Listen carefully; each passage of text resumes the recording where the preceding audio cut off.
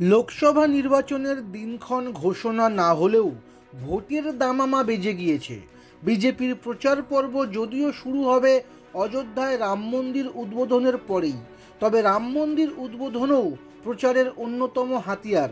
তাই সংসদে শীতকালীন অধিবেশন শেষ হওয়ার পরেই জাতীয় পদাধিকারী বৈঠক সেরে ফেলেন প্রধানমন্ত্রী নরেন্দ্র মোদী।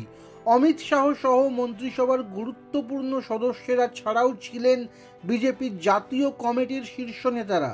নিয়ম অনুযায়ী ওই বৈঠকে ডাকা হয়েছিল সমস্ত রাজ্যের সভাপতিকে।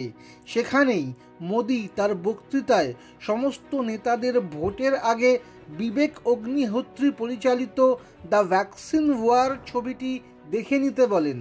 গত বুধবার রাজ্য বিজেপির বর্ধিত কার্যকারিণী বৈঠকে বাংলার নেতাদের মোদীর সেই নির্দেশ শুনিয়েছিলেন কেন্দ্রীয় নেতা মঙ্গল পাণ্ডে। বিজেপি সূত্রে খবর, বাংলার পর্যবেক্ষক মঙ্গল দলের সব মোর্চা এবং শাখার নেতাদেরও ওই ছবিটি দেখতে বলেন, অন্যদেরকেও দেখাতে বলেন। প্রসঙ্গত, ভারতের করোনা ভ্যাকসিন আবিষ্কার নিয়েই এই ছবি, যেখানে অন্যতম গুরুত্বপূর্ণ চরিত্রে অভিনয় করেছেন অভিনেত্রী রাইমা সেন। ঘটনাচক্রে তার আরও একটি পরিচয় হলো তিনি তৃণমূলের প্রাক্তন সাংসদ তথা মনমোহন সেনের কন্যা। তার পরিচালক বিবেক চলতি বছরেই দ্য কাশ্মীর ফাইলস আনরিপোর্টেড ছবিটিও বানিয়েছেন।